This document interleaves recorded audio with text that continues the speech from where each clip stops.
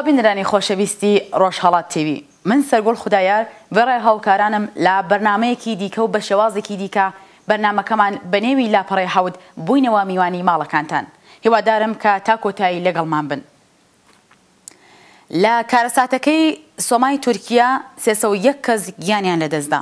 بەرپرسانی تورکیا دەڵێن 3 کەس لە دەست بەسەرکراوانی کارەساتی کانی سۆما بەبۆ تۆمەتبارن کە لە مردنی ئەو 301 کەسە ڕۆڵیان هەبووە. بەڕێزان ڕاپۆرتی هاوکارم دەبینین و دێنەوە لاتان. ئەوە لە کاتێکدایە کە ڕۆژی یەکشەممەی ئەم حەوتوە 25 کەس لەوانە چەند بەرپرسی ئەو کانە دەست بەسەر کرابوون. ڕۆژی سێشەممەی ڕابردوو تەقینەوە و دواتر ئاگرکەوتنەوە لەو کانە بۆ هۆی بڵاوبوونەوەی گازی مۆنۆکسیدی کەربۆن لە تونلەکانی کانەکە کە کوژران و گیان لە دەستدانی 301 کەسی لێکەوتەوە.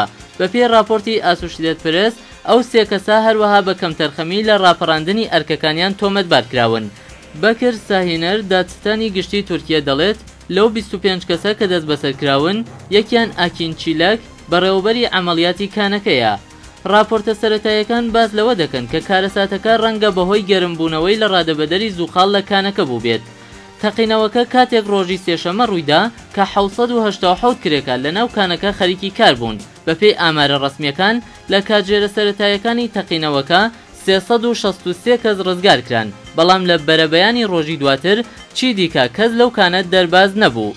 لەم نێوانەدا عەبدوڵڵا گۆڵ سەرۆکۆماری تورکیا ڕۆژی پێنجشەممە بۆ دیداری شوێنی کارەساتەکە ڕەوانەی سۆما بوو لە وتەگەلێک لە کۆی خەڵک خوازیاری ڕاگررتنی یەکێتی و هاودڵی خەڵک ببوو. ئەوە لە کاتێکدایەکە لە ناڕزایەتی بەو کارەساتە یەکێتیە کرێکاریەکانی ئەو وڵاتە ڕۆژێک دەست لە کارکیشانەوە و مانگرتنی گشتیان ڕاگەیاند و ناڕازیان لە چەندین شار دەستیاندایە ڕێپێوان.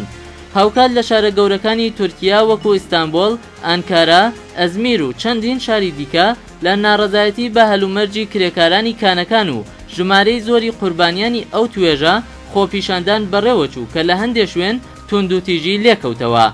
هەروەها لە کاتی ئامادەبوونی ئەردۆغان لە سۆما لە نێوان ناڕازیان و هێزەکانی پۆلیس تێکەڵچوون ڕوویدا کە هەڵبەت بەشداری هاوڕێیان و هاوکارانی سەرۆکوەزیران و بەتایبەت ڕاوێژکارێکی ناسراوی ناوبراو لە لێدان و بێڕێزی بە بنەماڵەی قوربانیان سەرنجی زۆربەی میدیاکانی بۆ لای خۆی ڕاکێشا.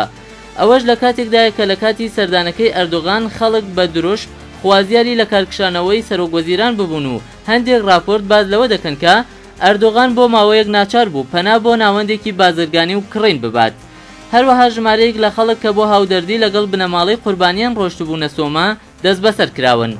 لەم نێوانەدا دەوڵەتی تورکیا بەوە تۆمەتبارە کە گەڵاڵەی پێشنیارکراو لە پارلەمان بۆ لێکۆڵینەوە سەبارەت بە ئەمنیەتی کانەکانی ڕەت کردووە، بەڵام دەوڵەت کەمتەرخەمی لەو بابەتە ڕەت دەکاتەوە و بانگەشەی ئەوە دەکات کە کانی سۆما بەردەوام لەژێر چاوەدێری بووە کە دوایین سەردان بۆ ئەو شوێنە 2 مانگ پێش کارەساتەکە بووە.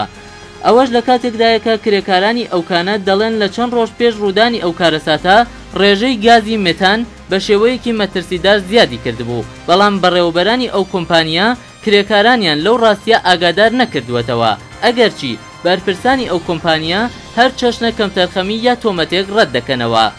دەوڵەتی تورکیا ئەو ڕووداوەی کارەساتی نەتەوەیی وەسف کردووە و بە نیازی ڕێزلێنان لە قوربانیان 3 ڕۆژ ماتەمینی نەتەوەیی ڕاگەیاندووە. و بەڵام قسە لێرە داوەیە دراستی ئەوەیە کە ئەوەی لە کانی خەڵوزی سۆما ڕوویداوە شتێکی نامۆ لەو پیشەدایە و لە ئاجیهان نییە. بەڵام لەلایەک دەوڵەتی ئەردۆغان بەوە تۆمەتبارێک کە لە لێکۆڵینەوە لەسەر چۆنێتی هەلومەرجی ئەمنی کانەکان بەگشتی و سۆما بە تایبەتی کەمتەرخەمی کردووە و تەنانەت پێشی بە دەرکردنی بڕیارێک لە پارلەمان سەبارەت بە چاودێری و لێکۆڵینەوە لەو بابەتەی گرتووە و لەلایەکی دیکەش هەڵسوکەوتی هێزامنیەکان لەگەڵ ناڕازیانیش سیمایەکی جوانی لە کاربەدەستانی ئیسلامگەرای تورکیا بەدەستەوە نەدا. ئەگەرچی کاناسان لەو باوەڕەدان ئەردۆغان و تیمەکەی بەهۆی سەرکەوتنیان لە دوایین هەڵبژارنەکانی شارەوانیەکاندا پێی وایە پشتی بە جەماوەر گەرم و قایمە و هەر لەبەر ئەوەش بەو توندیە ناڕزایەتیەکانی سەرکوت کرد. بەڵام هاوکات چاودێران دەڵێن لەمەوە بەدووە ئەو بارودۆخە وەکو بیانۆی کەوتە دەست ئۆپۆزیسیۆن و هەرچی بیان هەبێت ئەم جارش وەکو ڕووداوەکەی گۆڕەپانی تەقسیم قەیرانێکی دیکە بۆ ئەردۆغان ساز بکەن. بۆیە سەرۆکوەزیرانی تورکیا بەباشی زانی هەرچی خێراتر تەنانەت لە ڕێگای تونوتیژەوە کێشەکە چارەسەر بکات و نەهێڵێت سەر ئێشەکەی دیکەی بۆ دروست ببێت.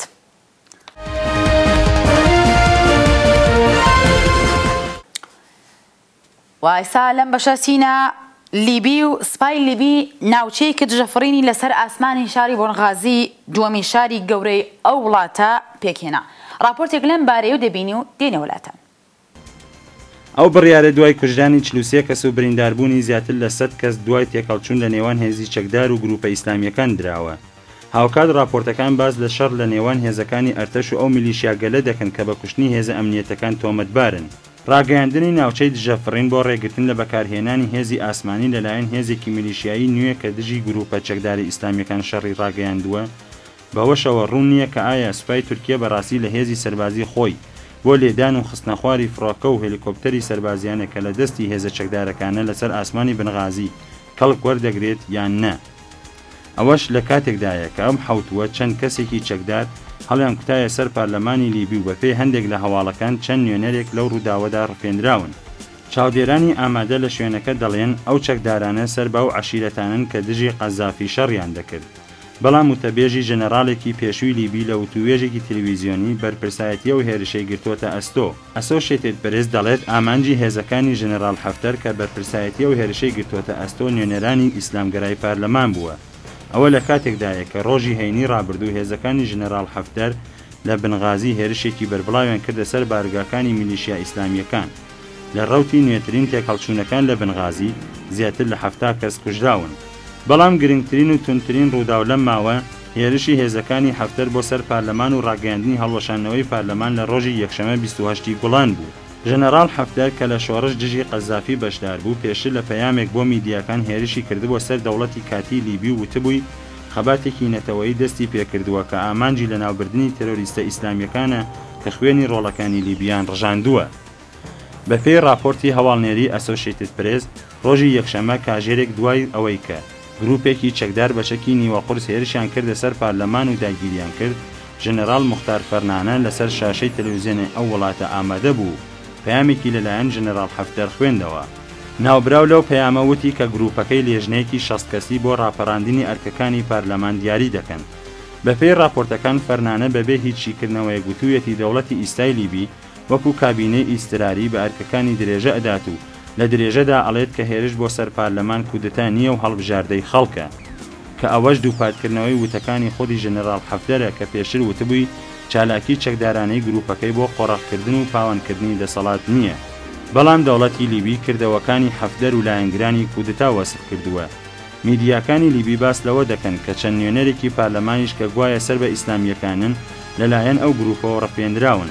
ڕۆژنامەی واشنگتۆن پۆست دەڵێت لە پەیوەندێکی تەلەفۆنی کە لەگەڵ وەزیری دادپەروەر هەیان بووە، ناوبراو بە دەنگێکی لەرزۆ گوتوویەتی ئێمە باشین، لە ڕاستیدا ناتوانم ئیستا قسە بکەم. سپاس. بەپێی هەمان راپۆرت لە کاتی ئیستادا هێزەکانی لایەنگری دەوڵەتی کاتی لە پێتەخت چەند شوێنی پشکنینیان داناوە. هێزەکانی سەر بە حەفتەریش لە شوێنەکانی سەر بە باشوور و فڕۆکەخانەی میز جێگیرن.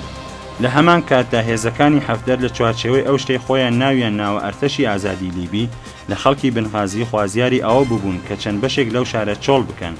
بە هەر شێوە قەیران لە لیبی هەر بەردەوامە و تاکو ئەم ساتە ڕێبەرانی ئەو وڵاتە نەیانتوانیوە سەقامگیری و ئاسایش بۆ ئەو وڵاتە بە تەواوەتی بگەڕێنەوە. تاکو ئیستا یاسای هەمیشەیی نەنووسراوە و لە مانگی مارسی 2014 تاکو ئیستا زیاتر لە 3 سەرۆک وەزیرانیان گۆڕاوە. نزیک 3 ساڵە بەسەر ڕوخانی حکوومەتی قەزافی تێپەڕ دەبێت. بەڵام بە چەندین هۆکار حکوومەتی دەورانی گواستنەوە و هەروەها حکوومەتی کاتی نەیتوانیوە ئاسایش لە وڵاتە سەقامگیر بکات و بەستێن بۆ پێکێنانی حکوومەتێکی بنکەفراوانی نیشتمانی پێک بێنێت. لە ڕاستیدا لە کاتی ئێستادا 3 گروپ بوونیان هەیە کە هەر یەکە و خوازیاری بەدەستهێنانی بەشی خۆیانە لە دەسەڵات. یەکەم گروپ لیبراڵەکان، دووهەم ئیسلامگەرا بنەماخوازەکان و سێهەم پاشماوەکانی حکوومەتی قەزافی کە زۆرینەیان هێزی سەربازی و بەرپرسانی سەربازی پێشون. بەڵام ئەوەی لە لیبی زۆرە زەقا شەڕی قورسی نێوان هێزە سێکولارەکان و ئیسلامیەکانە. بە شێوەیە کە زۆرینەی هێزی سەربازی ئەو وڵاتە کە لە نیو سەدەی ڕابردوو بە توندی و بە تەواوەتی لەژێر کاریگەری سیاسەت و فەرهەنگی دژی ئیسلامگەران پەروەردەکراون، ئێستا بە هیچ شێوەیەک ئامادە نین ئەو تاقمە لە دەسەڵات بەشدار بکەن و وڵات بەرەو ئیسلامی بوون هان بدەن. ئەگەرچی لە هەڵبژاردنەکانی پارلەمانی ئیسلامەکان دەنگی باشیان بەدەست نەهێنا بەڵام بەوەشەوە سێکۆلارەکان دڵنەگەرانی ئەوەن کە میلیشیاکان بتوانن لە ڕێگای تێرۆر و پشتبەستن بە هێزی چەکداری بەشگەلێک لە وڵات داگیر بکەن. بۆیە ڕوونە شەڕی ژەنەرال حەفتەر و هاوکارەکانی لە ئاراستەی لەناوبردنی یەکجارەیی ئەو گروپانەیە کە هەڵبەت ئاشکرایە حکوومەتی ناوەندی لەو قەیرانەدا توانا و هێزێکی ئەوتۆی نییە.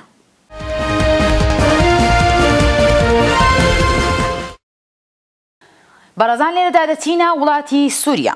بەوتەی سەرچاوە حکوومەکانی سووریا حسێن ئیسحاق فەرماندەی پەتافەندی ئەرتەشی ئەو وڵاتە لە تێکەڵچوون لەگەڵ ناڕازیان کوژراوە. دێنەولاتان بەپێ راپۆرتی ئەو سەرچاوەگەلە ڕۆژی شەممەی ئەم حەوتووە ژەنەرال ئیسحاق لە ڕەوتی هێرشی ناڕازیە چەکدارەکان بۆ ناوەندێکی پەدافەندی ئاسمانی ئەرتەش لە شاری مەلیحە لە نزیکی دەمشقی پایتەخت کوژراوە. ڕاستی ئەوەیە کە ئەگەرچی دەوڵەتی سووریا لە چەند مانگی پێشوو لە شەڕ لەگەڵ ناڕازیان چەندین سەرکەوتنی بەرچاوی بەدەستێناوە بەڵام هەتاکو ئێستاش ناڕازیان چەندین ناوچەی گرنگیان بەدەستەوەیە. چەند ڕۆژ لەمەو پێش جان کێری وەزیری دەرەوەی ئەمریکا وتبووی کە بۆ هەر چەشنە یارمەتیدان بە ناڕازیان ئامادەیە. کێری لە هەمانکەدا ئاماژەی بەوە نەکرد کە ئەو یارمەتیگەلە سەربازیە یان نا. لە لایەکی دیکەوە حوتەی ڕابردوو بانکیمۆن سکرتێری گشتی نەتەوە یەکگرتوەکان دەست لە کارکێشانەوەی ئەخزەر ئیبراهیمی نوێنەری تایبەتی ڕێکخراوی نەتەوە یەکگرتوەکان لە کاروباری سووریای قبول کرد بەڵام جەختیشی کردەوە ناوبراو تاستەری مانگی 5 زاینی واتە 10 جۆزەردان دەبێت درێژەی بە کارەکەی بدات.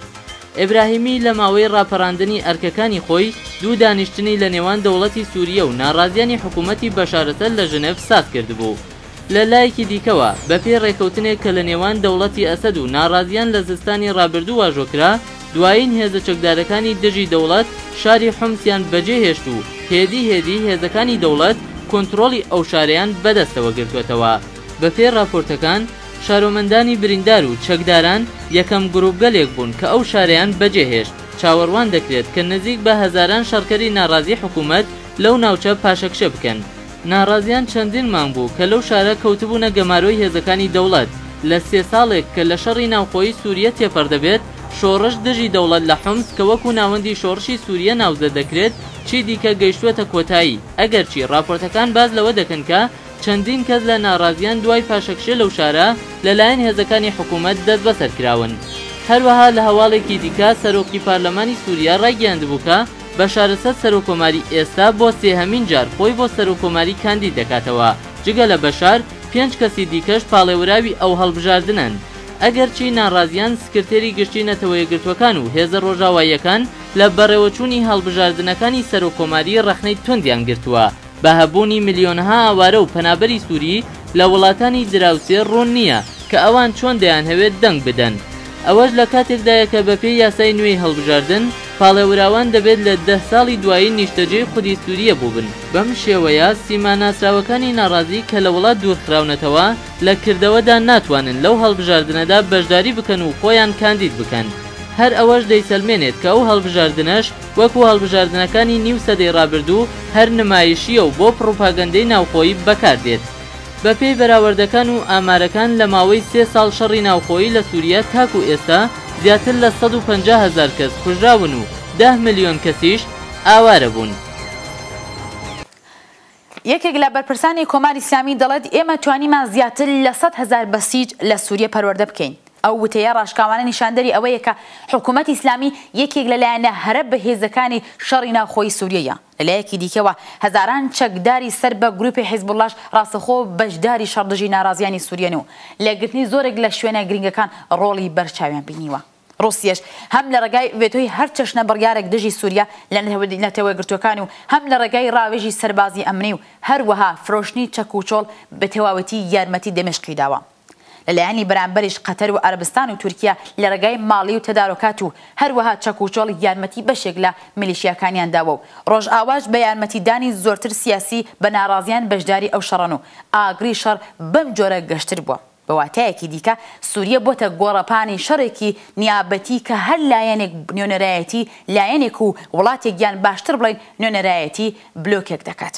لەم نێوانەدا بەشداری هەزاران کەس لە تێرۆریستانی سەر بە قایدا گروپە توندڕەوەکانی دیکە لەو شەڕە بۆ بەهۆی ئەوەی کە ڕۆژ ئاوا ترسێکی ئەوتۆی هەبێت لەوەی کە شەڕ بە قازانجی لایەنی ناڕازی تەواو بێت بەتایبەت ئەوەی کە ڕوون نییە دوای ڕوخانی ئەسەد چه هەلو مەرجێک دێتە ئاراوە و ئایا دەوڵەتی داهاتوو دەتوانێت دیاردەی تێرۆریسم بنبڕ بکات یان خود تێرۆریستانی سووریا دەکەن بە مەکۆیەک بۆ هێرشکردنە سەر وڵاتانی دەوروبەر بە هەر شێوە ڕوونە چی دیکە قەیرانی سووریا ڕێگاچارەی سەربازی نییە لەلایەکی دیکەوە بوونی چەندین لایەنی خاوەن بەرژەوەندی لەو قەیرانەدا چارەسەری کێشەکان و یەکلایکردنەوەی شەڕی غەیری ممکن کردو لەم نێوانەدا ئەوە خەڵکی بێتاوانی ئەو وڵاتەن کە تووشی ڕەنجەڕۆیی و مەینەتی هاتوون و تاوانی شەڕەکە کەوتۆتە سەرشانی ئەوان.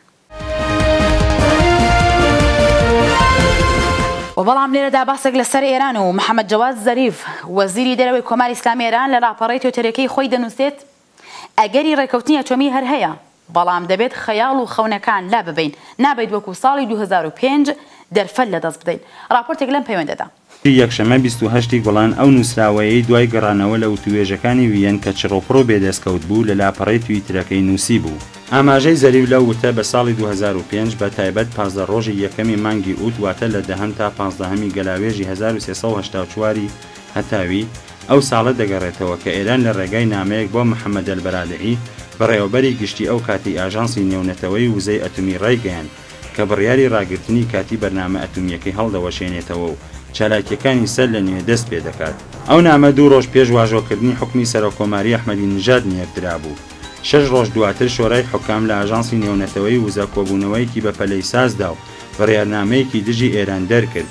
لە ئاکاندا و دوای 6 مانگ ململانێ پەروەندەی ناوەکی ئێران 4 فێوریەی 2006 نێردرایە ئەنجومەنی ئاسایشی نەتەوە یەکگرتووەکان و یەکەمین بڕیاریە و ئەنجومەنە دژی کۆماری ئیسلامی لە پەیوەندی لەگەڵ پەروەندەی ئەتۆمی لە ڕێکەوتی 31 ژۆریەی 2006 پەسەند کرا کە هەڵبەت تاکو ئیستا 6 بڕیارنامەی دیکەش دژی ئێران پەسەند کراوە. بە هەر شێوە خۆڵی چوارەمی توێژەکانی ئێران و گروپی 5 ڕۆژی هەینی پێشوو بەبێ دەرەنجام کۆتایی پێهات. عەباسی عراقچی جێگری وەزیری دەرەوەی ئێران دوای کۆتایی ئەم دەورە لە وتووێژ وتبووی پێشکەوتنێکی بەرچاو بەدەست نەهاتووە بەڵام ئەوە بە مانای شکستی وتووێژەکان و کەشوهەوای نیگەتیڤ نییە. ناوبراو دەڵێت زۆرترین ڕێژەی وتوێژی ڕاستەوخۆ لەگەڵ لێژنەکەی ئامریکا بووە و لەبەر ئەوەی کە زۆرترین ڕێژەی گەمارۆکان دژی ئێران لەلایەن ئەوانەوە بەڕێوە دەچێت. عراقچی وتی ناکۆکیەکان زیاتر لەو 13 خاڵن کە پێشتر باسمان کردبوو بەڵام سیر نییە کە داڕشتنی ناوەڕۆکی ڕێکەوتنێکی لەو ئاستە لە خۆلی یەکەمی توێژەکان کۆتایی پێنەیەت. کارناسانیش لەو باوەڕەدان کە خولی نوێی دانوستانەکان چ لە بواری سیاسی و چ لە ڕەهەندی تەکنیکی زۆر هەستیار و ئاڵۆز و دژوارە و ڕەنگە ماوەی و توێژەکان درێژ بکرێتەوە. لەم نێوانەدا بەرپرسانی ناوخۆ بەتایبەت بەر هەڵستکاران چەندین هەڵوێستی توندیان لەخۆوە نواندووە. عەلی لاریجانی سەرۆکی مەجلیسی ئیسلامی وتوویەتی بە پێی فتوای خامنەیی تەنیا هێڵی سووری ئێمە لە چۆنیەتی و چەندایەتی تەکنۆلۆژیای ئەتۆمی بەرهەمهێنانی چەکی ئەتۆمیە.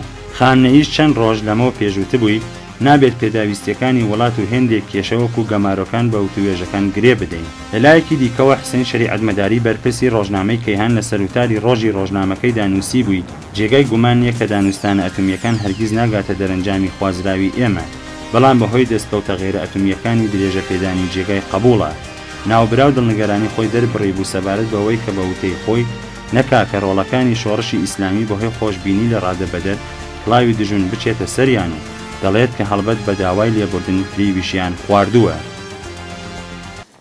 ئەوەی کە کۆماری ئیسلامی و ڕێبەرەکەی لەلایەک بەهۆی قەیرانی ئابووری کە دەرەنجامی گەمارۆکانە و لەلایەکی دیکەوە بەهۆی مەترسی لە ناڕزایەتیەکی بەربڵاوی جەماوەری ناچارکران دوای 10 ساڵ دیسان لەسەر میزی وتوێژ دابنیشن ڕوونە.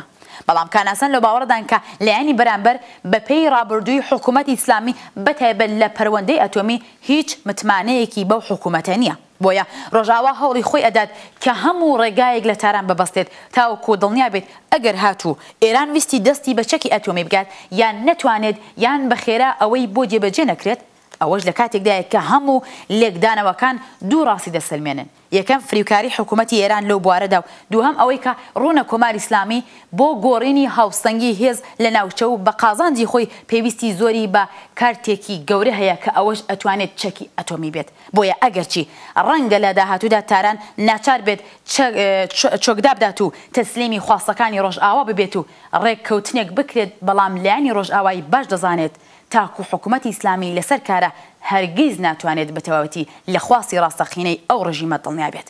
بۆیە باشن ڕێگاچارە لەم هەلومەرجەدا ئەوەیە کە بە هیچ شێوەیەک کۆتانەیەت و ڕێگایەک نەهێڵێتەوە کە حکوومەتی ئیسلامی دەستی بە تەکنۆلۆژی ئەتۆمی بکات. جا ئایا کۆماری ئیسلامی لەو گەمە ئامادەیە چ تێچوویەک سەرف کات و لە چ بنەمایەک کەڵک وەرگێت ئەوە لە داهاتوویەک نزیک دەردەکەوێت.